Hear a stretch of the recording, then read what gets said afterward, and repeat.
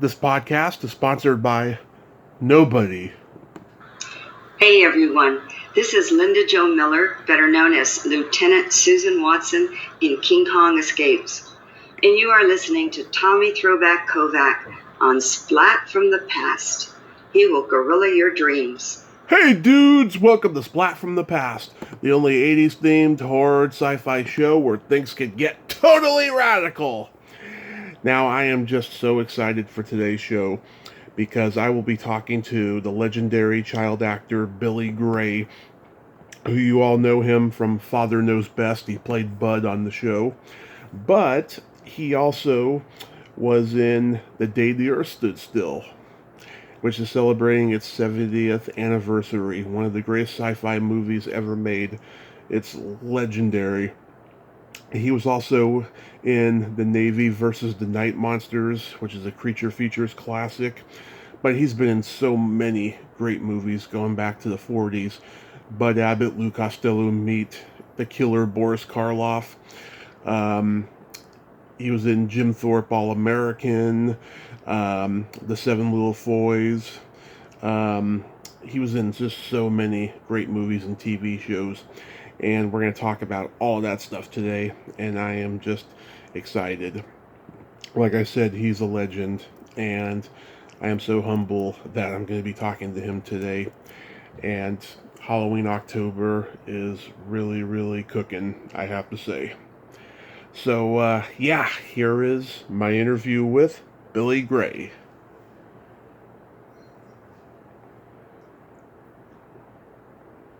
Hello? Good morning, Billy. Welcome to the show, sir. How are you today? Oh, very well, thank you. And you? I am just wonderful. Thank you so much for taking the time today. This is so great. Yeah, my pleasure. So, going back in time, you started acting pretty young. Your mother was Beatrice Gray, an actress in Hollywood. Did she instill in you a love of acting early on? Well, she didn't have to instill much. I was pretty a smart-ass little rat, actually, and and I just kind of loved every minute of it. She did give me some good advice regarding acting, though. Her advice was to not sound reedy, and I followed that advice, and it was good advice. Yeah. Was your dad in the business too? No. No. Yeah. So she had you start acting when age of 5? It was about 5. Yeah. I was running up and down the aisles of a theater. My brother was in a play, older brother, and a lady said, "Take me to your mother." And turns out that the lady was my mother's agent, and she said that she could get me some work.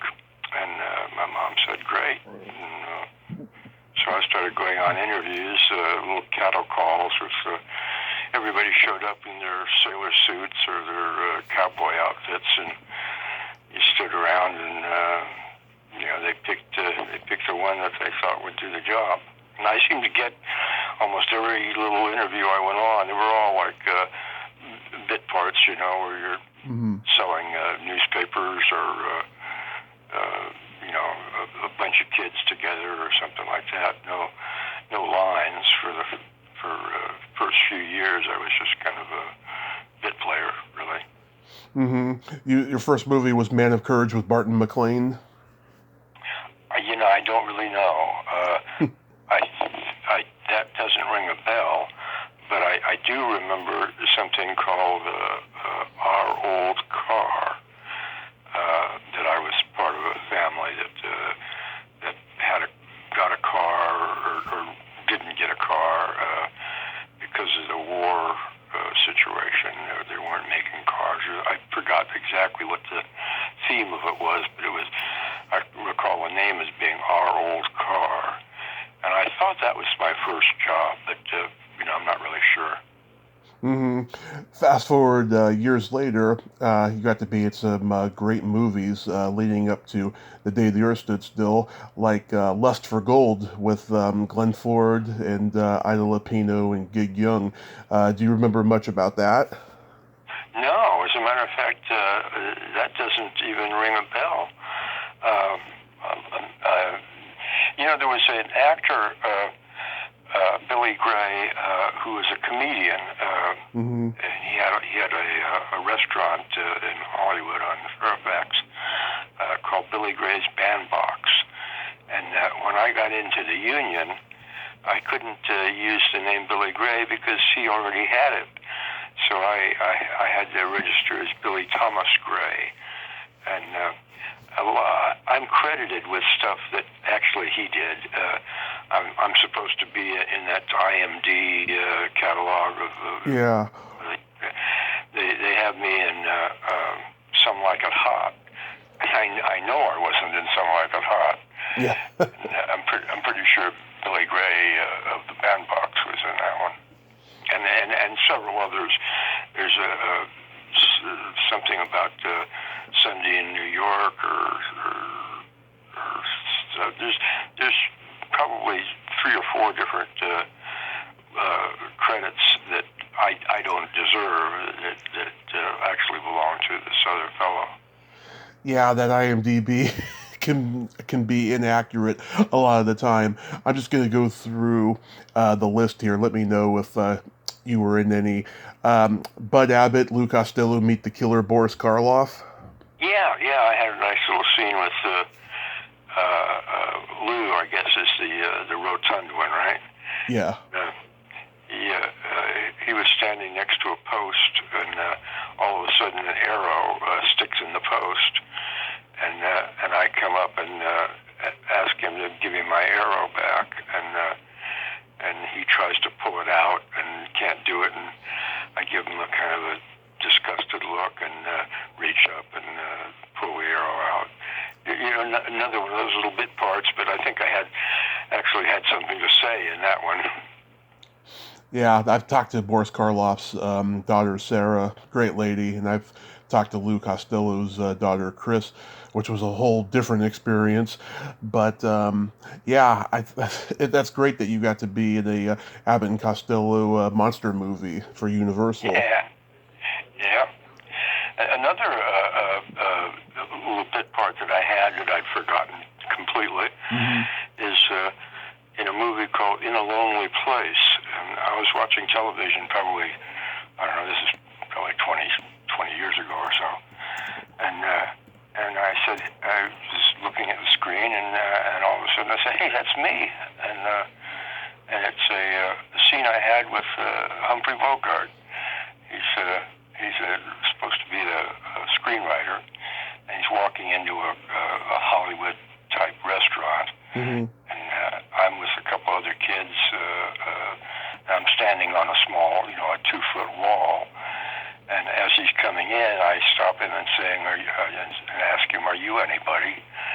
And he replies, and we have a little back and forth, and so I had a scene with Humphrey Bogart and didn't even know that I had.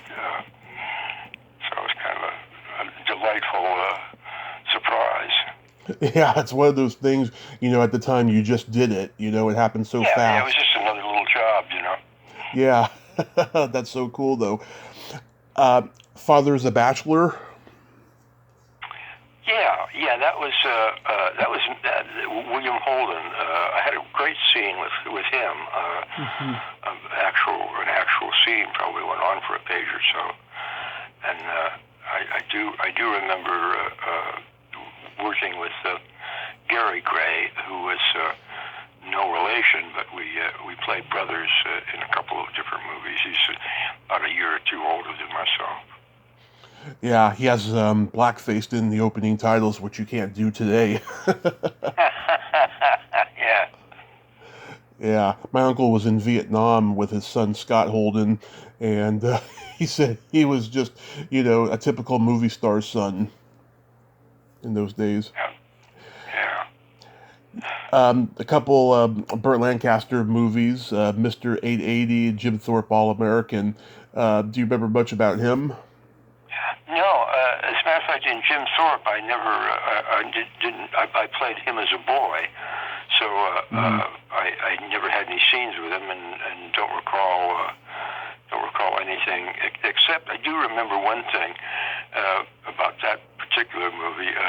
It was directed by Michael Curtiz, and I remember him saying to me, he English was not his first language, and I remember him saying to me, "Do what I mean, not what I say." And I thought that was memorable. But as far as 880, I did have a scene with him. I think I was the boy who discovered the plates for a dollar bill, I think it was, and some guy had every time he needed some money, he'd print up a few dollars, and that he became Mr. 880.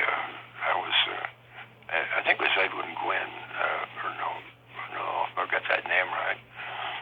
Yeah. I do remember the scene that I had with the lead, because he was a policeman or a Secret Service guy or somebody who was trying to run down these phony plates. It was Edmund Gwynn, yeah. Yeah. As a matter of fact. Can you believe it's been 70 years since The Day the Earth Stood Still came out? No, and I have been getting an awful lot of emails, and people send me stills from the movie to sign, and there's been quite a lot of that just lately, and I guess it's probably around the 70-year anniversary. It's amazing how that movie it holds up awfully well. You know, directed by Robert Wise, of course, and and he would be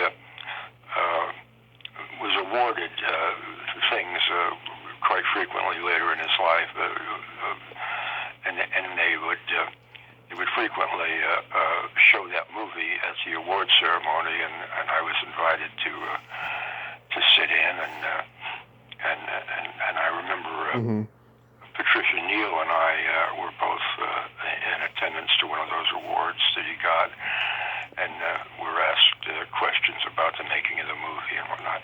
I remember her relating a story that I didn't witness, but I was there when she told the story about when the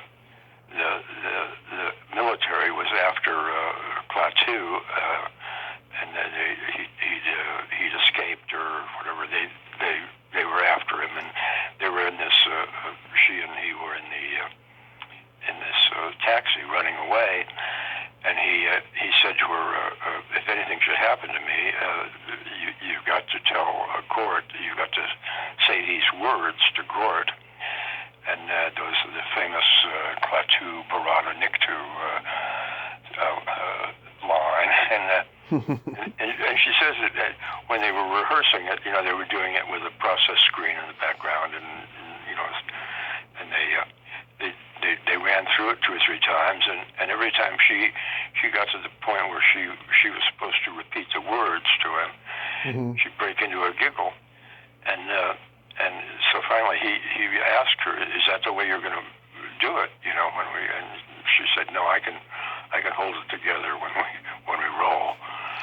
And she didn't. She just got the giggles every time she had to say "Klaatu Barada Niktu," and she said she didn't have any idea when the movie was being made that it would turn out to be a real serious classic, actually. Yeah, Robert Wise, he had just come from editing Citizen Kane, and he was making all these cheap B movies, and this was just supposed to be another B movie, but it just became a classic. What do you think? What do you think about it that makes it so great? Well, I think it had the element of truth about it. The people who were running the show in those years were certifiable, in my opinion. Looking back on it, that was the era of MAD and NAD, mutual assured destruction. Right. The plan was that if anything happened, everything would be destroyed. And if that doesn't qualify as crazy, the word has no meaning. So it addressed that craziness that was going on. Duck and cover was happening in those days too. We had drills that you would get under your desk and cover your head, and it was nuts.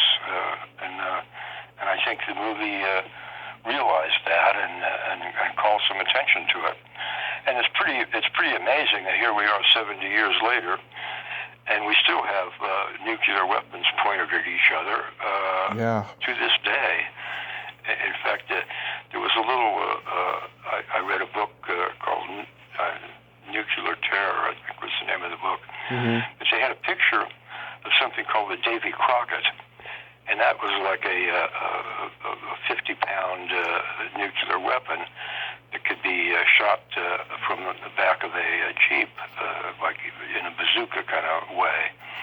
And they deployed thousands of them against the possibility of the Russians storming through Europe. This was our plan to stop the Russian onslaught. Right. And then the picture of it, they showed a picture of it in the book, and it's really startling. It's a little tripod with a big tube, and then right on the end of it is this little bulbous atomic bomb. I mean, God, we haven't learned much, which is frightening. I know, right? And people, I think, are, attracted to doomsday stories, because, we're always being constantly told the world is going to end this date, and then it never does, Yeah, you mean yet? Yet, yeah. So I think the world likes doomsday stories. I think that's what the appeal of the movie is as well. Yeah. Did Patricia Neal mentor you on set? No, we were all. That was one of the nice things I liked about being a kid actor. On the set, you weren't a kid; you were an actor. Right. And I was generally treated as if I was an adult, and expected to know my lines and hit my marks and all that. And it was very what's the word? It gave one confidence that people treated you as an equal, and that was my experience through most of my kid acting. Oh, that's good. At least you weren't coddled or anything like that. No, and you weren't cut any slack either. I mean, you were expected to, be professional. Michael Rennie is just so good and so intense in the movie. What was he like in real life? Well, the thing I remember about him the most, well, he was a very professional guy as well, and handled himself very well in the work part of it. Mm-hmm. But what I remember most about him was his attention that he gave to my mother, who was quite a good-looking lady, actually, and being a kid, the actor, they have to have a parent or guardian or somebody has to be on set with them all the time. And he was, excuse me, he was forever seeing to it that she had a chair to sit in and coffee and donuts and that kind of thing. He was just hanging around an awful lot. I don't know if it went anywhere or not, but he was putting the moves on her for sure. Yeah. Oh God. Oh, that's awful. I mean, was she flattered at least? Oh yeah. Well, a good-looking lady, they end up having to know how to deal with attention like that. Yeah. Oh boy. How about Hugh Marlowe? I only had, I think, one scene with Hugh Marlowe. I don't remember anything particularly. In retrospect, he did a wonderful job. Watching the movie, he's the perfect Judas. Yeah. How about Francis Bouvier? I'm sorry, say that? Francis Bouvier. You know, Aunt B from the Andy Griffith Show. Oh, I was just at a dinner table. It was was the only scene I was in with her, and I don't have any particular memory of her. But I did hear that she was a handful to work with. But I can't vouch for that, because like I say, I just had the one scene, and I don't think I even said anything at the dinner table or breakfast table or wherever that scene was. Okay. What was Gort made out of? It was latex, and it was about a quarter-inch thick, and it was very heavy. It was like probably close to 200 pounds, I would think, or approaching that at least. And the fellow who played Locke Martin, who played the character inside the uniform, he was a big guy, over 7 foot, I think, and his day job was to be a greeter at Grumman's Chinese Theater on Hollywood Boulevard. He'd dress up in this Mandarin outfit and scare everybody as they came into the theater. But he was big, but he was frail, and he could only stay in the suit for 10 or 15 minutes, and then he had to get out and rest up. Oh boy, yeah, because I can imagine sweating in there and just can't breathe. Yeah, it was apparently a miserable job for him, but he hung in there. Yeah, a lot of people don't know this, but Alice Cooper did a song called My Stars, and the very last verse of it is Michael Rennie's speech in The Day the Earth Stood Still. Really? How far out? Yeah, that was in 1972, and on that same album, he did a homage to West Side Story, which is another Robert Wise movie called Gutter Cat versus the Jets. So he was like, oh, yeah. really paying homage to Robert Wise on that album. Well, he deserved it. I remember him being the nicest person I ever met in show business. Absolutely effortless. He just was a genuinely nice person, and that stands out in the people that are attracted to the movie business. There's an awful lot of troubled people seem to be drawn to theatrical events. Yeah, I've heard nothing but good things about Alice, and I've seen him live. He's just a brilliant performer. How was working with Dan Daly on The Girl Next Door? Oh yeah, that was great fun. I had some dance scenes that I remember. Gwen Verdon was my dance-in, who I guess, I don't know if she did the choreography or not, but she taught me how to do the steps and the moves in the dance scenes that we had, and I remember her being very competent at what she did, obviously. Yeah. And I did have a scene with Dan Daly where we were washing dishes and we would toss dishes back and forth, kind of like almost like juggling. Really, it was great fun. I really enjoyed that movie. Yeah, I just found out that Dan Daly was originally cast in Gene Wilder's role in Blazing Saddles. Really? Yeah, he had to drop out at the last minute. I guess he was afraid about, playing a comedically racist character, Yeah, well, I mean, it's hard to imagine anyone else but Gene Wilder doing that particular role. I think it was he made a good decision there. Exactly. How about working with Doris Day on By the Light of the Silvery Moon? Oh yeah, there's another another person, equally effortlessly a charming and lovely person. Everything you've heard about Doris Day is true. She's just a wonderful lady, and we had a lot of fun. She was just one of the guys, one of the crew, and no airs at all, nothing.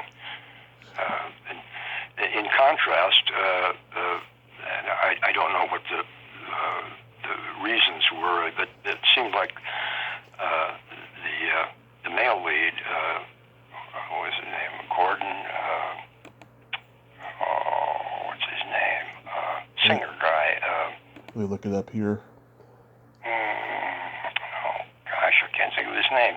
Anyway, he seemed to have something on his mind, and Gordon McRae. McRae, right? Yeah. Yeah.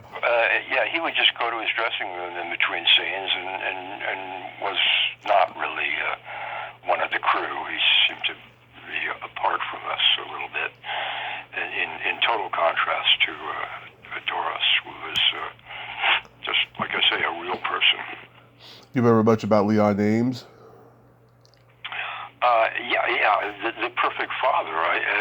He did that character in Meet Me in St. Louis, I think it was too. Almost the same character that he played in the Moonlight Bay and By the Light of the Silvery Moon. Yeah, he was totally typecast in the stuffy kind of good-natured father. Yeah. So with Father Knows Best, that was back when television was brand new and it was kind of the bastard stepchild of entertainment. Was there any reluctance to do television on your part? Well, when I went on the interview, I didn't even realize it was television, because I think that's the first television I did. I don't recall any work in television before that, but it was just another interview for me. I didn't even realize. And the nice thing about doing that show was that Robert Young was a movie star, and it was his show. It started out as a radio show that he did for several years, and ironically, the title of the radio show was Father Knows Best with a question mark at the end. And so it was when it went to when they tried to take it to TV, they were searching around for a sponsor, and the only people who were interested in sponsoring the show was Kent Cigarettes, and Kent said we would prefer that that there not be a question mark at the end of the title. And Robert Young told me later on that he fought to keep the question mark, but that it was a deal breaker with Kent Cigarettes. They didn't want any ambiguity. They wanted a declarative sentence, Father Knows Best, period, which kind of turned his concept on its head. Yeah. And became a cliche. Over the years, and is used in political arena frequently, as if it was. I think it's so outrageous that it kind of acknowledges the irony of the phrase, but still, a lot of people take it literally that Father Knows Best, and which is, like I say, it turned his concept on its head. Did everyone become a family because the show ran for so long? Not really. That was another. We were all friends, but that was another example of being treated as a professional. I'd been working, 10 years as an actor before that show, and Robert Young, to his credit, never presumed to be a father figure for me. And I respected him for that. Do you have a favorite episode? Yeah, I do. The one where I'm a gas station station attendant. I'm working at a gas station, and the guy who owns the gas station is trying to date my sister, and I don't think he knows that I'm her brother. I forget what the plot was exactly, but I ended up being able to do a lot of physical comedy, which is my favorite thing to do, like running into doors and tripping over things, and just general mayhem. That particular episode gave me the opportunity to do a lot of that stuff. And at that point in the show, we had two directors. Bill Russell directed the first season and a half or so, and then Peter Tewksbury took over, who was an absolute genius, and he directed all the rest of them, and he and I worked very well together as far as the comedy thing worked out, because he'd do all his homework. He'd come to the set the first day, and he'd have everything worked out, all the moves, every crossing, and every bit of business that we would, props that we would pick up and set down, and he had it all figured out before we even sat down to read it. And thanks to him, the show actually holds up even now. It's still on TV somewhere. Yeah, I like Bud the Wallflower. Cancels the. He makes that camping trip so he can avoid going to the Sadie Hawkins dance. Oh yeah, right. Yeah, Bud was definitely a human. He was extremely human, you could say. He was a well-written character. Yeah. Yeah, they did. They centered on him a lot too. I mean, it was. I was kind of. I didn't realize it at the time, but it was the preponderance of the episodes centered around the character Bud, which was kind of what do we call that? Male chauvinistic. It kind of went along with the title, Father Knows Best, and right. They did center on the Bud character an awful lot. Eleanor Donahue has gone on to a good career. Do you still talk to her? Yeah, I do. Well, I haven't recently. I think we talked a few months ago, but she lives in the high desert out here, and it's quite a ways from me, so we don't get to see each other very often. But we really did. We did a couple of reunion shows in the '70s, and that was wonderful. The reunions were. We'd get back together, and it was like Monday after Friday. It's just like nothing had changed, and yet 10 or 12 years or 15 years had gone by, and here we were sitting down reading the script the same as we had done those many years ago, without much change. Everything pretty much remained the same. Although they made a big mistake. Mm-hmm. The production was done with video. They shot it in video as opposed to film, and it shows that there's a richness to film that video seems to gloss over, so to speak. It's not quite the same. I think the show, the reunions suffered from that decision, and I think it was just a monetary decision. It's cheaper to do it on tape than it was on film. Mm-hmm. Right. It has a much more organic feel to it. Yeah. My mother loves The Seven Little Foys. Yeah, that was great. I used to watch that with her when I was a kid. That was a fun experience. Did you spend time with Bob Hope? Not any more than just the work day, but I did have a nice scene with him. He was a much better actor than he was ever given credit for, I think. I mean, yeah. Obvious comedian and all that, but he was a good actor too. And I remember one scene I had with him that was kind of meaningful. Mm-hmm. I was in bed, and he came. He was tucking us all in or something, and my line to him was just passing through, Dad, and it had real moment to it. He apparently was kind of took advantage of his kids, basically, and I think that had the whole troupe on stage, but I think he wasn't quite the father that he might have been. Did you meet Jimmy Cagney? No, he never did any scenes with him. That was a different part of the movie.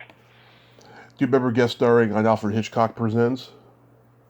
I do remember doing that, and oh gosh, what's the fellow's name who did the lead? Paul Ford. Yeah, he was. I don't know whether. I mean, he couldn't have had this situation very often, or he wouldn't have gotten any work. But he could barely get through a line. His memory was going or something, but they'd have to pick up. He'd say 3 or 4 words and then go up, and they'd have to pick it up and then start over again, and at a later point in the scene, and continue on. And it was difficult for him to get through a scene without forgetting what he was supposed to say. So it was kind of a difficult shoot, basically. Did you meet Hitch? No, he never showed up. He was always at the front of each of those episodes saying something, but I never saw him on the set, and I don't think he had much to do other than just lending his name to it, basically. Yeah, just narrating on camera, and that was it. Yeah. You guest starred on Rawhide. What was that like? Rawhide? Did I do a Rawhide? It said you did a Rawhide. No, I can't remember anything about that. Who were the characters in? I mean, who played the leads in Rawhide? Clint Eastwood and Eric Fleming. No, it doesn't ring a bell. Okay. I did a bunch of those things, though. Like I did a deputy, and I remember that one. Wasn't that Henry Fonda? Yeah, Henry Fonda. I had a nice scene with him. I was a kind of an outlaw kid, and I remember he had what's his name? His son came to the set. Peter. One day. Peter, yeah, we were introduced, and I don't really remember anything about it other than it was fun working with Henry Fonda, but nothing particularly memorable happened. How about the Greatest Show on Earth with Jack Palance? No, I don't remember that either, and I'm not so sure that may have been one of those ones where Billy Gray, Bandbuck's Billy Gray might have been the guy who did that. I think I would have remembered if I'd had a scene with Jack Palance.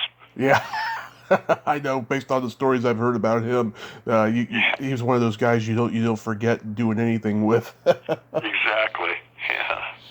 It's the 55th anniversary of the Navy versus the Night Monsters. Oh God, yeah, I do remember that. Yeah.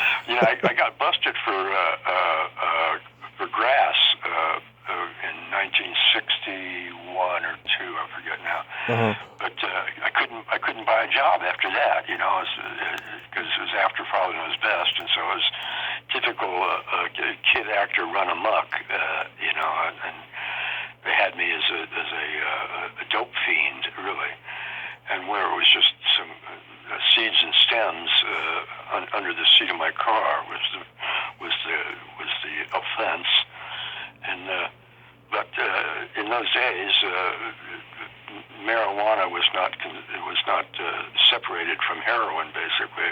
Yeah. It was all drugs and it was all bad, So I couldn't get a job, and I had a friend who was casting that movie, and and knew of my predicament, and said, "Well, here, you can do this one."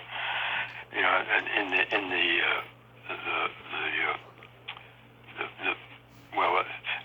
the work begets work is kind of a cliche that I remember from those days, and I wouldn't ordinarily have been drawn to doing anything quite like that one, but I was kind of desperate to get a job, so I did it, and it was fun. I did get my arm ripped off by one of the monsters, the night monsters. I think it was trees that grew into living creatures that terrorized.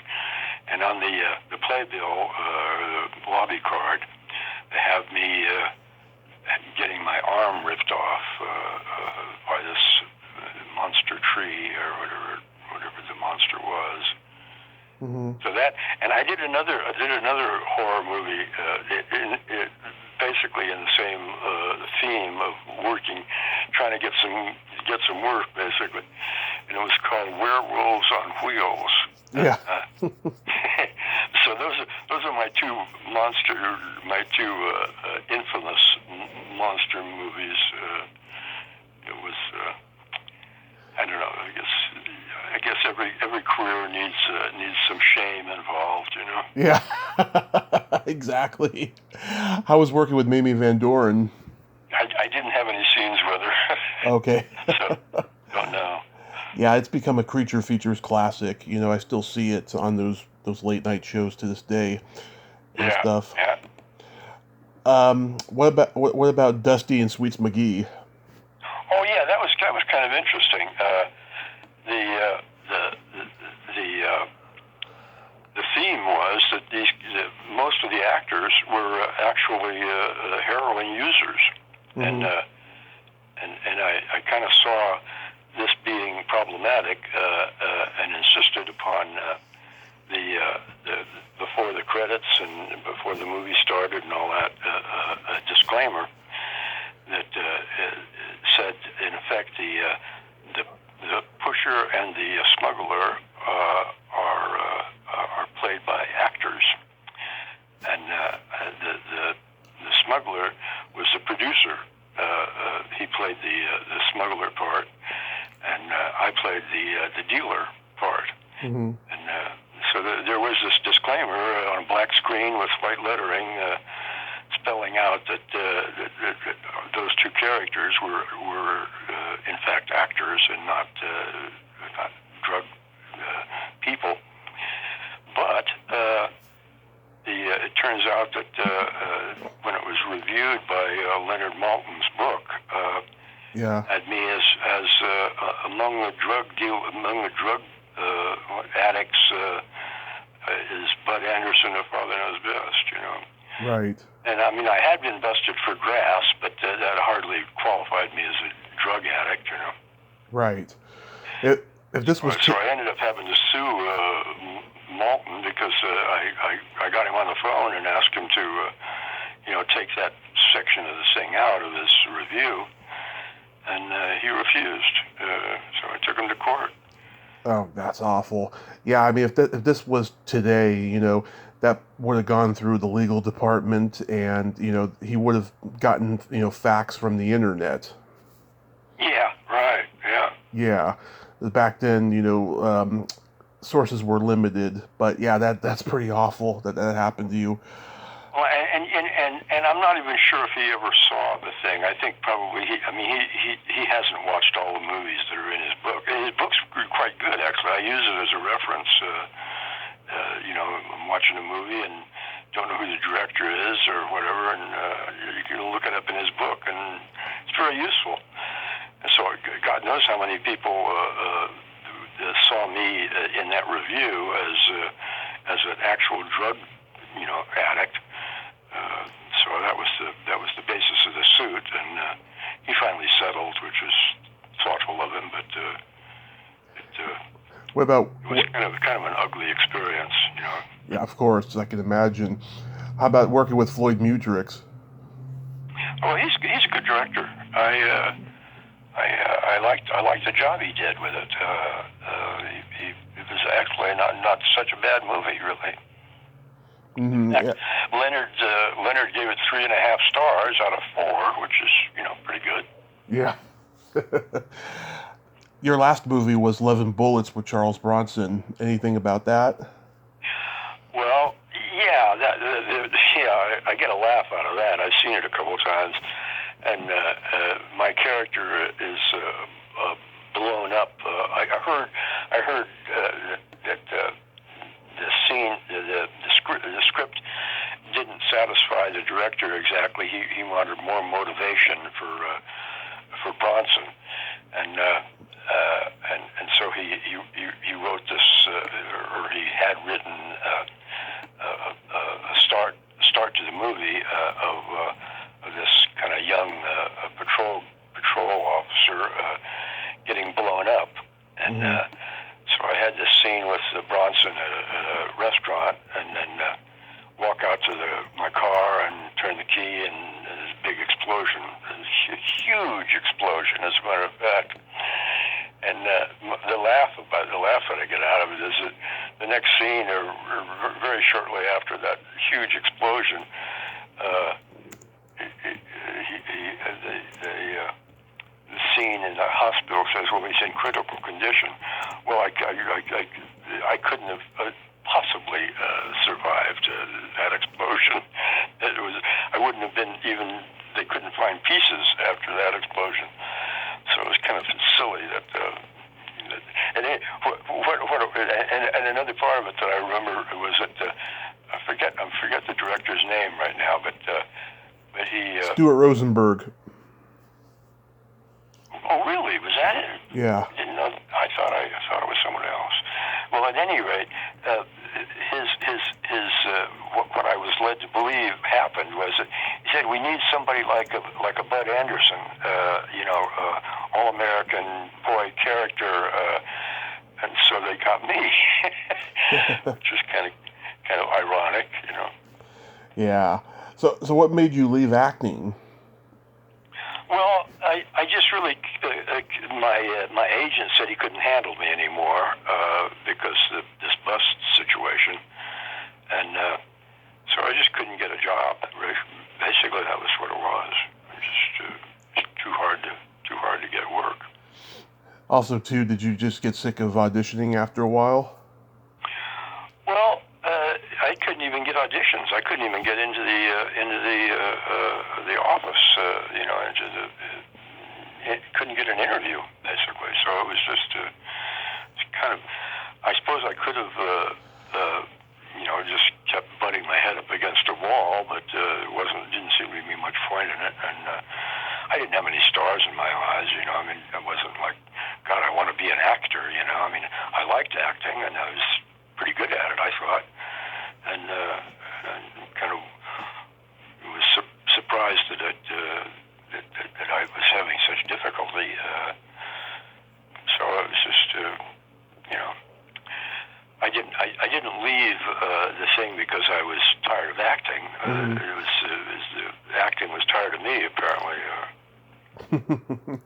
Yeah, but you seem to come out of it just fine, unlike a lot of child actors, as we know. Yeah, there is a kind of a stereotype of a kid acting, and I kind of regret that my bust seemed to put me in that category, but I never felt like I was deprived or anything by being a kid actor. I thought it would added a lot to my life. But having a good home situation, having parents supervise you, is the key, isn't it? To being yeah, it really is. I think a lot of these kid actors who run amok probably didn't feel very comfortable doing it, and they just kind of felt like they were forced into it. And I never had that feeling. If I didn't want to do it, I was such a headstrong little kid that you couldn't make me do anything I didn't want to do, right. Regardless. And so I never felt like it was an imposition. I just enjoyed the hell out of it. Have you ever thought about writing a memoir? As a matter of fact, a guy has approached me recently, and he's looking around to see if he can get a little advance on from the publisher, and so far he's had some interest, some nibbles. So we may do that. You got great stories. I think it would make a really great book. I'd buy it. Well, I've been thinking about it, and yeah, there's I got some stories to tell. Wonderful. Well, Billy, I thank you so much for coming on today. And like I said, I hope you write that book, and the world. Well, if anybody wants to know what I got into afterwards, they can look up BillyGray.com, and it shows that I did have a life after acting. Wonderful. Well, you have yourself a great day, and please stay safe. Okay, I will. Yeah, I'm masked everywhere. Wonderful, wonderful, and happy holiday season as well. Okay, thank you. Okay. Talking with you. Thank you. Bye-bye. Bye-bye. Bye-bye. Well, there you have it. Billy Gray. Ain't he a great man? Oh, he had great stories there, and he was very humble, and I enjoyed talking to him. That was just absolutely awesome. And IMDb's inaccurate, but there was a lot of accurate stuff on there. That was obviously said. Well, until next time, this is Tommy Throwback Kovac saying, there's no shame in living in the past, because the present sucks. Later, dudes.